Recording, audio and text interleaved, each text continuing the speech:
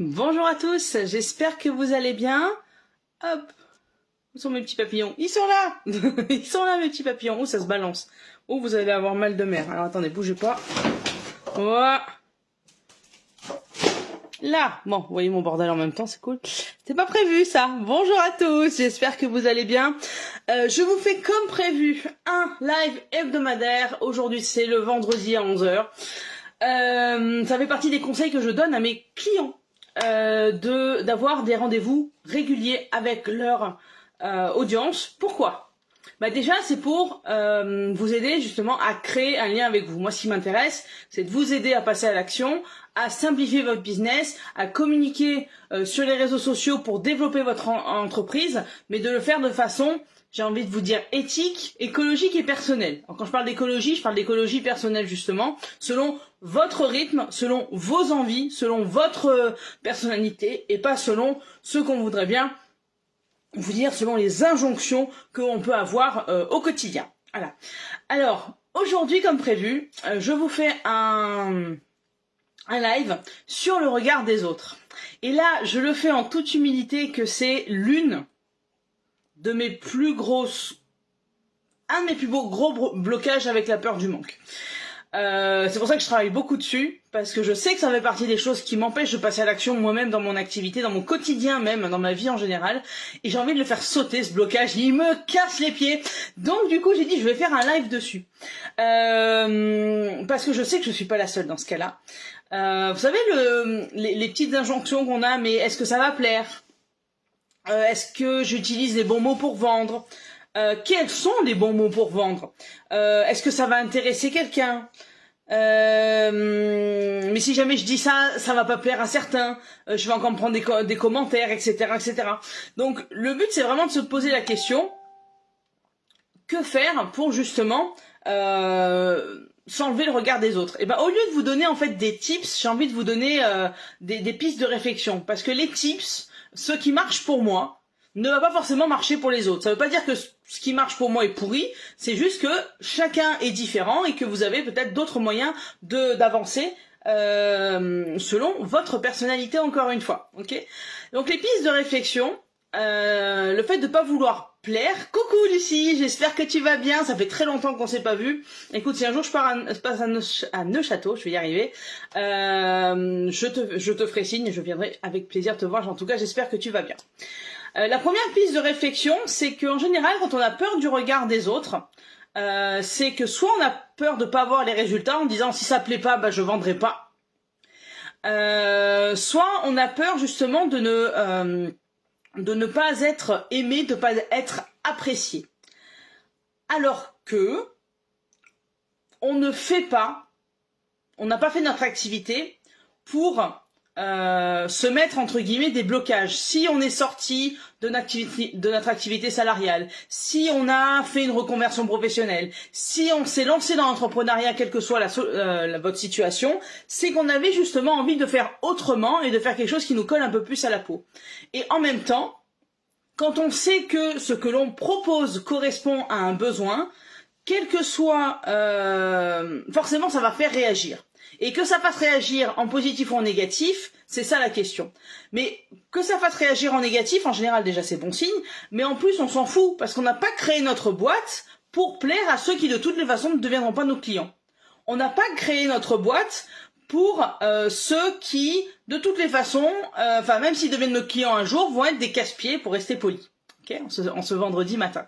On a fait au contraire notre entreprise, on a créé notre activité parce que on avait envie d'avoir un quotidien qui nous ressemble plus, d'avoir une activité à notre image, d'avoir un quotidien qui nous ressemble plus. Ça n'enlève rien aux obligations que l'on a au quotidien, mais néanmoins, on a quelque chose qui soit, beaucoup plus aligné avec qui on est, parce que l'on va vendre les produits qui plaisent à nos clients, mais surtout qui nous conviennent à nous, parce que c'est pas juste vendre pour vendre. Je donne toujours un exemple que je connais bien, c'est-à-dire le mien. Moi, on me demande souvent des formations en marketing digital, vous savez, tout ce qui est référencement naturel, payant, tout ce qui est rédaction de contenu web pour plaire aux algorithmes, tout ça, je sais faire, je sais, mais ça me gonfle. Donc j'ai envie de, au contraire, me focus sur la partie de la communication digitale, la partie du marketing digital si vous voulez l'appeler comme ça, qui m'intéresse, c'est-à-dire la communication et les réseaux sociaux. Ok, j'aurais pu faire être plus technique, me former, peut-être monter en compétence sur le technique pour avoir plus de clients, parce que j'ai plein de clients, enfin plein de prospects qui me demandent si je fais ça, mais ça ne me plaît pas. Donc je crée une activité à mon image et je ne prends pas simplement ce qui va se vendre, mais je prends aussi ce qui me convient. Parce que si jamais c'est pour faire une activité au quotidien qui ne me plaît pas parce que le technique c'est pas forcément mon truc, même si je sais faire, si je sais concrètement je sais faire, mais ça me gonfle, et ben forcément je n'aurai pas une activité à mon image, je vais retourner quelque part dans mes vieux réflexes de salarié où je fais ce qu'on me demande et je ne fais pas ce que j'aime.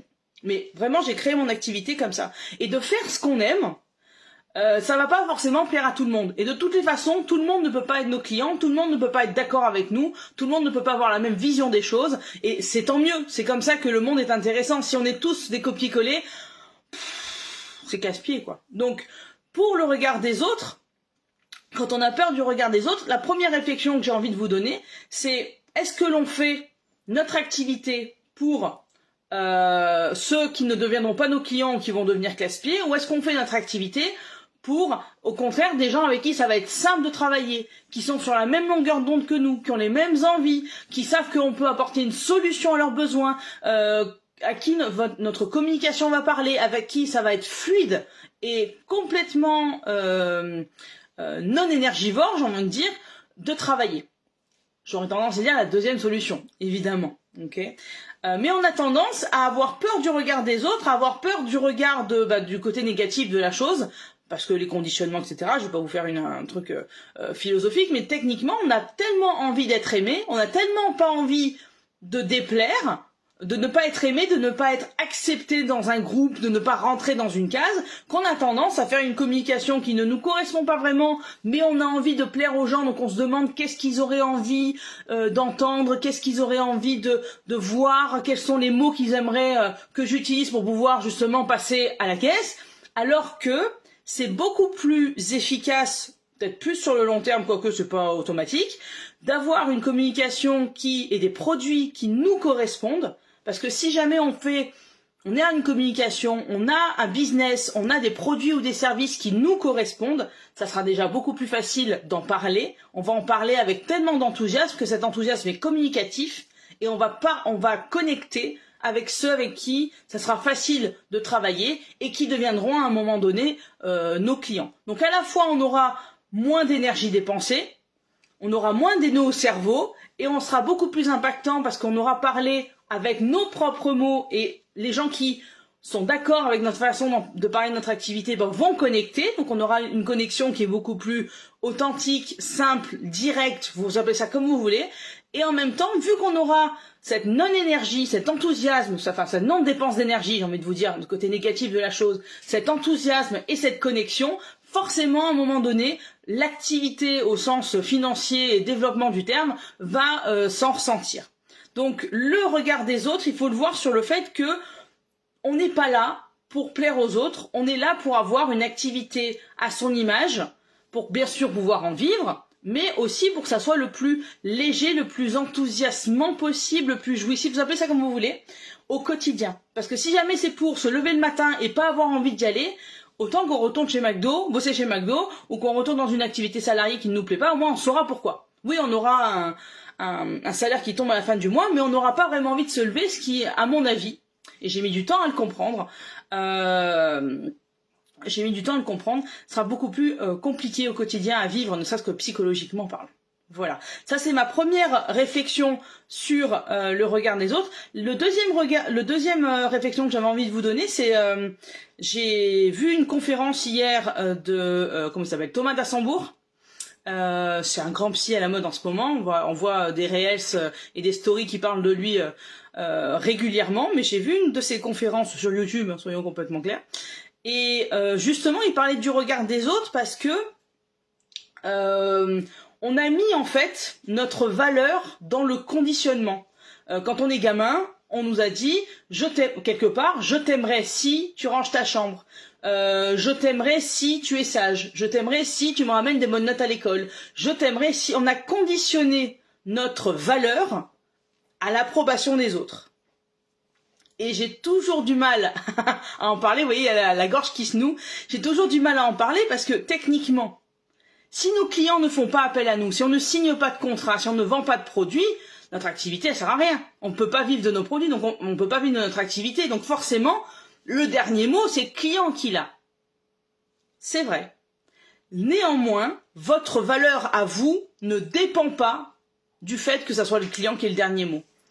Vous, vous êtes légitime, et je vous le dis, quelle que soit votre activité, qui que vous soyez, je ne sais pas, vous êtes légitime à avoir l'activité que vous avez actuellement.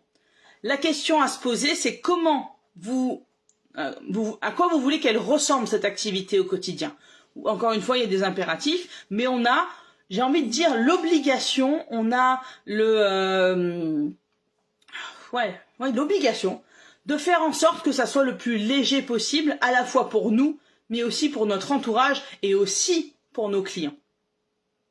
Parce que si c'est lourd, forcément, quand on va avoir un contact avec le client, on va pas être aussi léger et enthousiaste que l'on voudrait quand on l'a en face, parce qu'on va en fait avoir cette petite voix, et je l'ai eu souvent, et je l'ai encore de temps en temps. De toute façon, il va dire non, ou il faut que je vende parce que j'ai pas encore vendu ce mois-ci. Votre rôle en tant que chef d'entreprise, en tant que communicant en général, c'est de dire voilà qui je suis, voilà ce que je fais, voilà pourquoi je le fais, et voilà ce que ça peut vous apporter. Après qu'ils même me suivent. En gros, c'est un peu ça. C'est effectivement à vos clients de voir si, à votre audience en général, de voir si ce que vous proposez, de la manière dont vous le proposez, ça les intéresse.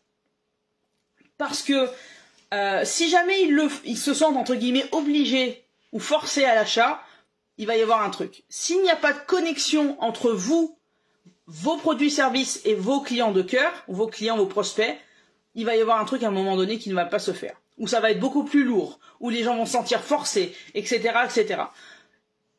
Votre seul rôle en tant que chef d'entreprise, c'est de dire, encore une fois, qui vous êtes, ce que vous faites, pourquoi vous le faites, comment vous le faites. Je vous dis pas de vous donner des secrets de fabrication, mais vous avez une façon de parler de votre activité, une façon de la gérer, j'ai envie de dire, de vous réaliser en tant qu'entrepreneur au quotidien, qui est différent de votre concurrent qui fait autre chose à côté. D'ailleurs, je dis toujours que la concurrence n'existe pas. Mais bon, ça c'est encore un autre problème. J'en ferai peut-être d'ailleurs un live dessus. Donc, pour le regard des autres, on a souvent, moi la première, conditionné en fait notre valeur par rapport aux autres. Hein, si tu as des bonnes notes à l'école, si j'ai des bonnes notes à l'école, mes parents sont contents. Moi, je sais que mes parents, enfin ma mère en particulier, si j'avais un 15 à la maison, mais que les autres avaient eu 17, en fait, mon 15 ne valait que 10, parce que les autres avaient eu mieux que moi. Par contre, si j'avais eu 9, mais que les autres avaient eu 5, eh ben mon 9, il valait plus, parce que les autres avaient eu moins. Du coup, le être moi suffit, c'est une notion qui m'était complètement étrangère. Parce que tout était condition de ce que les autres pensaient, ce que les autres avaient eu comme note, comment les autres agissaient, etc., etc. Or, et je le dis, ça ne dit rien de vous. Ce que les autres pensent de vous, le fait que vous agissiez différemment, etc., ça ne dit rien de vous. Le regard des autres ne dit rien de vous, surtout le regard des autres, bien sûr, négatif. Ceux qui sont hyper enthousiastes, prenez leur enthousiasme, j'ai envie de dire, partagez-le, que ça soit communicatif, avec plaisir, hein, soyons clairs. Encore une fois, on a envie de travailler avec des gens à qui ça va être enthousiasmant, c'est qu'à le dire, de travailler. Donc, partageons cet enthousiasme. Mais pour les détracteurs, on laisse de côté, hein, parce que ça ne dit rien de vous. Je vous donne un autre exemple. Quand vous avez dans votre activité des gens qui vous disent non, je n'achète pas, pour X ou Y raison. Ça ne dit rien de vous. Moi, j'avais tendance, au début de mon activité, quand on me disait non, je prends pas ton accompagnement, à dire, c'est soit mon offre qui est à chier, soit j'ai pas la bonne façon de leur présenter, soit ça correspond pas à un besoin, soit je suis pas légitime, soit je suis pas compétente, soit je montre pas assez à quel point je suis compétente. Vous savez, le truc au forceps pour qu'ils prennent en gros, je le prenais personnellement.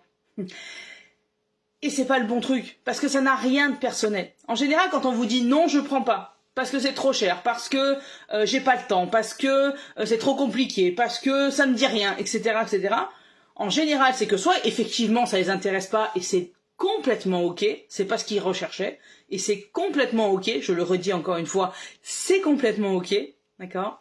Soit c'est parce qu'ils n'ont pas l'impression d'être eux-mêmes légitimes à recevoir votre produit ou votre service. Je prends l'exemple que je connais le mieux, c'est-à-dire le mien. Moi, quand j'ai des accompagnements, que je présente mes accompagnements, il y en a plein qui disent « Ouh là là, ça va me demander trop de temps et trop de ménage, on va dire ça comme ça. Je ne pense pas, parce qu'ils l'ont tous, mais je ne pense pas avoir la capacité de fournir l'effort qu'elle me demande. » Alors que moi, j'ai effectivement tendance à vouloir vulgariser un maximum, simplifier au maximum pour que ça soit le plus léger possible. Okay. Mais il y en a qui effectivement, quand ils se disent « oulala, 3 mois ou 1 an d'accompagnement, est-ce que je vais avoir la capacité énergétique, la capacité de temps, la capacité d'énergie pour les compétences même pour arriver à faire ce qu'elle me demande. » Okay. Et en général, quand on vous dit non aussi, c'est peut-être parce que c'est pas le bon moment pour eux, tout simplement. Oui, ils ont l'impression, oui, ça les intéresse, mais c'est pas le bon moment. Le c'est trop cher, c'est que soit ils n'ont pas l'impression, encore une fois, ils sont pas intéressés, soit ils ne voient pas à quel point ça peut les emmener plus loin, soit ils ne se sentent pas capables d'appliquer ce que l'achat de votre produit ou votre service induit. Je vous donne un exemple qui n'est pas le mien. Tiens, il y a Lucie qui est en ligne, qui est fleuriste, donc je lui fais un gros bisou. Elle va peut-être vendre un bouquet qui vaut, je ne sais pas, 150 €. Je sais que c'est pas tes prix, Lucie, mais on sait jamais. Il y en a qui vont te dire c'est trop cher, mais pas parce que ça n'a rien de personnel. Ça ne remet pas en cause ta valeur à toi en tant que commerçante, à toi en tant qu'entrepreneur, mais aussi non plus à la qualité de tes fleurs. Il y en a qui se disent, de toute façon, quelles que soient les fleurs, je mettrai jamais 150 balles dans un bouquet. Quelle que soit l'occasion, quelles que soient les fleurs, le luxe, l'exclusivité, le temps que ça a pris pour faire pousser la plante, peu importe, 150 balles pour un téléphone, laisse tomber, je mettrai pas. Et ça n'a rien à voir avec vous en tant qu'entrepreneur ou avec la valeur que vous mettez dans vos produits et dans votre service. Et ça ne dit rien à propos de vous. C'est juste, quelque part, pour eux, ça ne les intéresse pas de mettre 150 balles dans un bouquet. Il y en a qui vont se dire, mais alors cette plante-là, en général, c'est pas rien sur les plantes, quoique, en fait, je vais pas pouvoir m'en occuper assez régulièrement, donc elle va mourir, donc du coup, ça sert à rien que je l'achète, parce que je ne serai pas capable de m'en occuper de manière pérenne pour qu'elle dure le plus longtemps possible, par exemple. Il y en a aussi qui vont se dire, en tout cas, ils vont refuser parce qu'ils vont dire, oh là là, si jamais, il y en a peut-être aussi qui vont se dire, mais si jamais j'achète cette plante-là, je vais avoir en fait une image auprès des autres que j'ai pas envie d'avoir. Encore le regard des autres que eux aussi peuvent voir. Mais ça ne dit en rien, dans tout ce que j'ai dit là, il n'y a aucun jugement de valeur. Il n'y a aucun jugement de valeur. C'est vos clients et ceux qui sont prêts ou pas à faire. C'est pour ça que je dis toujours de créer un lien avec vos clients de cœur et d'avoir une communication, une activité qui vous ressemble, parce que vous, au quotidien, avoir une activité qui vous ressemble, ça va vous permettre d'avoir la liberté, la légèreté au quotidien et de la ressentir. Cette légèreté va être communicative, elle va être communiquée sur vos réseaux sociaux, elle va connecter avec vos clients, en tout cas avec ceux à qui en fait votre légèreté, votre liberté va parler, votre façon de parler de votre activité va parler. Du coup, les 150 balles pour un bouquet de fleurs, ça leur posera pas de problème, parce que au-delà du bouquet de fleurs et ce que le bouquet de fleurs peut leur apporter, ils auront créé un lien avec vous. Donc n'ayez pas peur du regard des autres. N'ayez pas peur du regard des autres parce qu'il ne dit rien de vous. C'est leur vision, c'est avec des lunettes en fait, c'est leurs lunettes, c'est pas la vôtre. Le fait qu'ils aient des lunettes, des culs de bouteille comme ça, ne change en rien votre valeur. Vous n'avez pas bougé. C'est eux qui mettent leurs lunettes et qui ont leur façon de voir les choses. Vous n'avez pas bougé. Je vous donne un exemple tout bête. Vous mettez des lunettes 3D alors qu'il n'y a rien à voir en 3D. Donc vous allez avoir une espèce de visio bleu, rouge, vert, tout ça, qui va changer votre vision du monde à travers ces lunettes, mais le monde, il n'aura pas bougé. Le monde, il n'aura pas bougé. Eh bien, c'est exactement ça. C'est à eux de décider d'enlever les lunettes, ou alors d'avoir des lunettes qui leur permettent à eux de voir ce que vous pouvez leur apporter. Mais ça ne change en rien ce que vous êtes vous, ni votre valeur. Donc, le regard des autres, On s'en fout. Et je vous assure que je le dis, c'est très simple à dire. Putain, dans les faits, quand vous avez une idée, mais de fou furieux, en plein milieu de nulle part, de poste en disant « c'est sur ça que je veux communiquer », et là vous avez la petite voix. Qu'est-ce que tu vas dire encore? Sincèrement, les autres postes, ils ont pas marché. Pourquoi tu veux que celui-là, il fonctionne? Mais si jamais tu rentres dans l'art, comme arrête d'être agressive. Arrête de rentrer dans l'art. Sois toute douce, sois gentille. Non. Vos clients, ils n'ont pas besoin que vous soyez gentil. Ils n'ont pas besoin que vous soyez méchante non plus, c'est pas ce que je dis. Mais ils n'ont pas besoin que vous soyez gentil. Ils ont besoin, comme dirait Thomas Tassembourg, que vous soyez vrai. Ils n'ont pas besoin de votre perfection sur les réseaux, on s'en fout du bling bling. Moi, à chaque fois que je vois le bling bling sur les réseaux de coachs qui montrent à quel point leur vie est extraordinaire, je suis très contente pour eux, hein. Mais ils n'ont jamais de problème. Ils ont jamais de jour down, il se passe toujours, tout va bien, tout est génial, la vie est superbe. Oui, la vie est superbe, oui, malgré tous les problèmes qu'on peut avoir, la vie est belle, oui. Mais en tant qu'être humain, il y a des jours où ça passe pas. Et c'est ok. Et ils communiquent jamais là-dessus, ils sont pas vrais, ils ne communiquent que sur le positif, que ce côté émergé de l'iceberg, que sur le côté brillant, parce que c'est tellement plus simple de montrer ses réussites, c'est tellement plus simple de montrer à quel point ce client-là est fier. Mais ils ont oublié tous ceux qui ont galéré avec leur programme. Ils ont oublié ceux pour qui ça n'a pas marché. Pas parce que leur programme était pourri, mais parce qu'il n'y avait pas d'adéquation entre le programme et le client. Ils ont oublié les jours où ils se sont réveillés avec une journée de moins bien, quoi. Ils sont réveillés du pied gauche et puis c'est tout. Et c'est normal en tant qu'être humain. Et c'est ok. Donc le bling bling, moi ça me gonfle sur les réseaux sociaux. Sincèrement. Moi, ce qui m'intéresse, c'est d'humaniser la relation. C'est pour ça que je parle toujours de créer du lien avec vos clients de cœur. C'est parce que vous allez pouvoir, en étant vous, tel que vous êtes au quotidien, ne pas jouer de rôle, ne pas utiliser les mots de quelqu'un d'autre, communiquer sur ce que vous aimez faire, c'est-à-dire votre activité, sur ce qui vous plaît, sur ce que vous en faites au quotidien, sur pourquoi vous faites, pourquoi ça vous motive à ce point-là, qu'est-ce que vous voulez en faire, qui vous voulez aider et qu'est-ce que vous voulez apporter au monde. Et après, qui vous aime, vous suivent, quoi. On s'en fout de ceux qui sont pas d'accord. Ils vous feront pas manger, hein. Ils vous mettront pas des zéros sur le compte en banque, ceux qui sont pas d'accord. Ceux qui sont pas d'accord, ils sont pas dans vos baskets. Ceux qui sont pas d'accord, ils vivent peut-être pas ils vivent pas votre vie, et ils sont peut-être pas dans le scope de ceux que vous voulez aider. Et c'est ok. On s'en fout. Je vous donne un exemple. Les véganes. Et là, retape dans le mur. Allez, vas-y, retape dans la fourmilière, vas-y. Les véganes, par rapport à ceux qui mangent de la viande comme moi, j'ai aucun problème avec les véganes, tu veux pas manger de viande? Ne mange pas de viande. Il y en aura plus pour moi, ça me va bien. Mais, au-delà de ça, moi je respecte le fait que tu veuilles plus manger de viande, je respecte ce que tu fais, tes convictions. Ne viens pas me donner des conseils. Je viens pas t'en donner, toi. Si tu veux plus manger de viande, c'est ton problème, je m'en fous. Mais ne viens pas me cracher dessus, moi la viandarde. Chacun fait ce qu'il veut. Tu veux manger des sojas, moi je veux manger de la viande et du soja, parce que j'adore les pousses de soja. Mais c'est mon avis personnel qui n'engage que moi. T'es pas obligé de me suivre. Je te demande, c'est pas de l'évangélisation qu'on fait.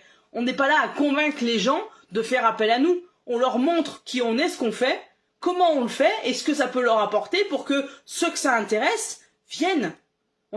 Aujourd'hui, avec les technologies, c'est ça qui est sympa, c'est qu'on n'a plus à faire un peu comme le télé-shopping, genre, voilà ce que je fais, achetez. C'est, voilà ce que je fais, voilà ce que ça peut vous apporter. Si vous vous sentez appelé, si vous êtes prêt, si ça vous parle, on en parle. Venez, on en parle. Il n'y a plus de prospection directe. C'est à vous de montrer, d'être visible, sur n'importe quel canal d'ailleurs, de montrer ce que vous faites, ce que ça peut apporter à vos clients, et c'est à vos clients, effectivement, de venir quand ils se sentent prêts. Ça va vous permettre de quoi, ça? Ça va vous permettre d'avoir un minimum de touristes. Un minimum de noms, il y en aura toujours, mais voilà. Et un maximum de personnes avec qui ça va connecter tout de suite.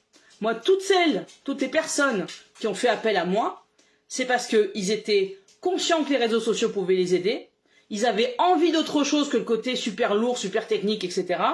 Et ils avaient envie que ça rentre quelque part dans leur quotidien et pas l'inverse. C'est ce que je dis toujours. C'est pas à vous à vous adapter à la communication, mais c'est à la communication de s'adapter à vous. Donc, toutes celles qui ont fait appel à moi, c'est parce qu'elles avaient envie d'autre chose, de faire tomber leurs idées reçues, leurs blocages sur la com, et elles avaient envie de créer un lien avec leurs clients de cœur à leur façon, ces personnes-là.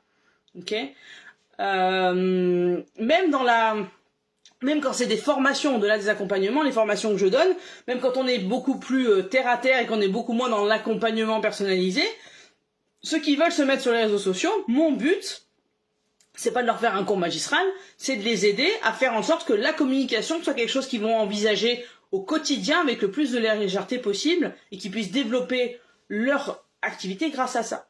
Et au-delà de ce que je peux apporter, c'est ma personnalité, parce que j'ai un franc-parler, parce que la sudiste elle tchatche beaucoup, parce que la preuve force live, à mon avis il est beaucoup plus long que ce que je voulais en faire, j'ai ma façon de parler, il y en a qui m'ont dit oh là ça me gonfle, la grosse là-bas, avec sa grande gueule, elle m'agace, et c'est ok, mais il y en a qui vont dire ah, enfin quelqu'un qui parle vrai, qui dit ce qu'elle pense, qu'on soit d'accord ou pas, et qui montre que autre chose est possible, et que la communication sur les réseaux sociaux, ça peut être autre chose que chronophage, ça peut être autre chose que technique, autre chose que chiant, et ça peut être quelque chose qui me permette de développer mon activité sans que j'ai à sacrifier d'autres pans de mon activité pour la communication. Parce que oui, quand on a une activité, on n'est pas aux 35 heures, et on a peut-être déjà 80-100 heures dans les pattes. Donc comment voulez-vous créer du contenu? Comment voulez-vous communiquer? Comment voulez-vous être réactif quand on a déjà 15 000 choses à faire et 80 heures dans les pattes? Et ben c'est ça ma mission. C'est de vous montrer que même avec votre emploi du temps de ministre, parce qu'en tant qu'entrepreneur, on a un emploi du temps de ministre, même plus chargé que ministre des fois, hein, soyons clairs, vous avez la possibilité de voir comment vous voulez organiser toutes ces choses au quotidien, donc ça va au-delà de la communication, c'est comment je veux me sentir dans mon entreprise, quelle organisation je veux avoir au quotidien pour pouvoir exercer toutes les tâches que j'ai à faire, tous les rôles que j'ai à avoir dans mon activité, pour que ça soit le plus fluide possible et que malgré les heures, eh ben, je rentre à la maison, on va dire, pas crever, il y a la fatigue physique, mais pas crever nerveusement derrière de dire j'en peux plus, mais être... Bonjour Sébastien, j'espère que vous allez bien, merci d'être là. C'est pas j'en peux plus, c'est oui je suis fatiguée parce que j'ai fait 80 heures dans la semaine, ou j'ai fait 12 heures ce soir, enfin aujourd'hui. Putain, j'ai fait quelque chose que... Déjà j'ai avancé dans mon business, j'ai fait quelque chose qui était pour mon business, et j'ai fait ce que j'aimais quoi. Et à ma façon. À ma façon. Voilà. Et si jamais vous faites les choses à votre façon, le regard des autres, déjà vous allez beaucoup moins y prêter attention, et vous allez surtout réaliser que il y a beaucoup de gens qui vont venir vers vous de manière positive. Hein, il y a beaucoup de gens qui vont venir vers vous de manière positive, il y a beaucoup de gens qui vont venir vers vous, au-delà que pour vos produits. Sébastien, je vous utilise. C'est mon poissonnier. Je vais pas ailleurs. Je m'en fous s'il y a du meilleur poisson à un, je vais pour lui aussi. Il y a du très bon poisson, c'est pas ça la question, mais j'y vais aussi pour lui. Donc au-delà de votre produit, c'est votre personnalité que les gens achètent. Et votre personnalité... Il y en a à qui ça va plaire, il y en a à qui ils vont être indifférents, et il y en a à qui ça va complètement gonfler. Et les deux dernières, on s'en fout. Les deux dernières catégories, on s'en fout. Vous faites votre activité pour vous et pour servir vos clients, et vont devenir vos clients ceux avec qui ça va matcher. Parce que vous aurez présenté votre activité avec vos mots, parce que vous l'aurez géré avec votre propre personnalité, et pas par les injonctions extérieures. Donc, le fait d'être accepté, le fait de ne pas vouloir déplaire aux autres et de créer une communication que l'on pense qui va plaire aux autres et pas celle que l'on a envie de partager, c'est pas la bonne solution. Parce qu'encore une fois, on a envie de connecter avec des gens avec qui ça va être simple de travailler, et pour ça, il faut être le plus naturel possible. Dernière petite astuce que je voulais... Enfin, petite astuce, non. Y en a qui, justement, le regard des autres, ça va bloquer. Moi, plein de fois, je me suis retenue de communiquer sur mon activité parce que je me disais, mais alors, que vont en penser les autres? Est-ce que c'est ce qu'ils ont envie de voir? Est-ce que c'est ce qu'ils ont envie d'entendre, etc., etc. Est-ce que c'est ça qui va vendre? Et quand la réponse de ma petite voix intérieure disait non, et ben du coup, je communiquais pas. Et un jour, j'ai eu une conversation avec une coach qui me disait, mais c'est quand tu ne communiques pas, tu empêches tes clients ou une personne dans le monde d'avoir une solution à son besoin. Je refais la phrase. Lorsque vous vous empêchez de communiquer, pour X ou Y raison, vous empêchez un de vos clients ou une personne dans le monde d'avoir une solution à son besoin, de trouver une solution à son besoin. Et quand on a créé son activité, c'est à la fois pour faire quelque chose que l'on aime, mais c'est aussi pour donner du plaisir aux gens, quel que soit ce qu'on fait. Et donc quand on ne communique pas sur le plaisir qu'on a nous à créer notre activité, à gérer notre activité au quotidien, eh ben on empêche quelqu'un, quelque part, de trouver une solution à son besoin. Voilà, je vous laisse là-dessus. En tout cas, pour résumer, le regard des autres, c'est en fait un conditionnement que l'on a. Coucou Maria, j'espère que tu vas bien, je te fais gros bisous. Le regard des autres, c'est un conditionnement qu'on a. C'est le conditionnement de je t'aime si. Vous savez, vous êtes content, votre valeur, elle est pondérée par la note que vous allez avoir à l'école. Elle est pondérée du fait que vous allez être populaire ou pas. Elle est pondérée par le fait que vos parents vont être contents ou pas, etc., etc. Et du coup, on a oublié que être nous suffit. Et si on est honnête avec nous-mêmes et si on dit voilà ce que je suis, voilà ce que je veux faire, voilà ce que, etc., etc. Après, le regard des autres, on s'en fout. Parce qu'encore une fois, on ne fait pas notre activité pour ceux qui vont nous critiquer. Parce que qu'on fasse quelque chose ou qu'on ne fasse rien, on va être critiqué dans tous les sens. Alors autant faire quelque chose qui nous plaise, au moins on sera droit dans nos bottes. Okay ? Je réponds à Lucie, parfois on n'ose juste pas communiquer plus. Ben c'est ça. C'est un peu ça, on a peur de saouler les gens. On a peur d'écrire trop, on a peur d'écrire quelque chose qui ne va pas plaire à une certaine partie de la population. On a peur qu'il n'y ait pas de résultat. Moi et Maria est là pour le confirmer, n'est-ce pas Maria? Encore une fois, gros bisous. Je suis une fan du « et si je publie ça et que ça marche pas, qu'est-ce que je fais quoi ?»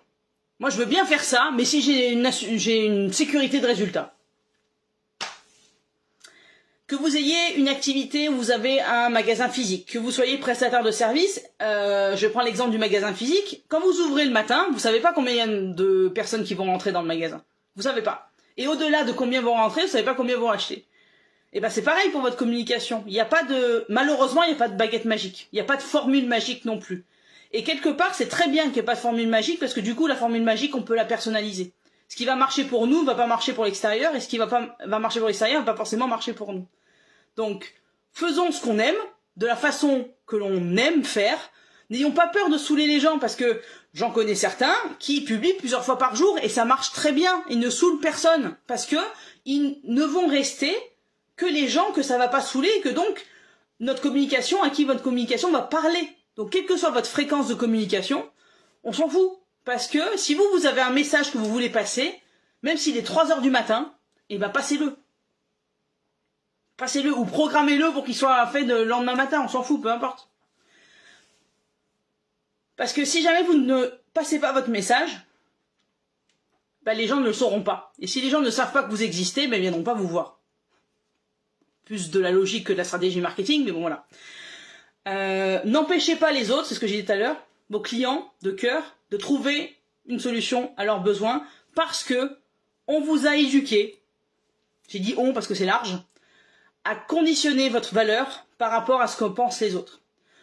Être vous suffit. Ça fait quelque chose que je me répète depuis 3 ans. Être moi suffit. Si j'ai un 15, c'est parce que je vaux 15. C'est pas parce que... et mon 15 ne vaut pas 12 parce que les autres ont eu 17, ou il vaut pas 17 parce que les autres ont eu 2. Non, je vaux 15. Et c'est moi qui définis ma valeur. Si les autres ne la voient pas, la valeur, tant pis pour eux. Voilà ce que j'avais à vous dire sur le regard des autres. Encore une fois, c'est très simple à dire, et dans les faits, c'est une tannée. Moi, il y a des fois où c'est enfer. Belle journée, Maria, je te fais de gros bisous, à bientôt. C'est une tannée. Franchement, c'est une tannée. Des fois, tu vous dites, mais c'est pas possible, quoi. Ça marche pas. Ça marche pas. Je me casse les pieds, pour rester poli, ça marche pas. Donc ça sert à rien, je vais pas communiquer, les gens, ça les intéresse pas. Bah si, continuez. Parce que si vous savez pourquoi vous faites cette activité, si vous faites ce que vous aimez, à un moment donné, j'ai pas une boule de cristal, je suis pas voyante, ça va matcher. Et si vous, ne serait-ce que pour vous-même, Si vous vous mettez la muselière parce que vous savez pas ce que ça va donner, vous avez peur de pas voir les résultats, etc., ça passera pas. Donc le jugement des autres, parce que c'est pas eux qui vivent votre truc, et encore une fois, on a créé notre activité pour travailler avec des gens avec qui on aime travailler. Voilà ce que j'avais à vous dire aujourd'hui. Comme d'hab, j'ai trop parlé, mais tant pis, ça fait partie de ma personnalité. Je vous fais de gros bisous, méditez là-dessus, et je vous dis à la semaine prochaine. Au revoir.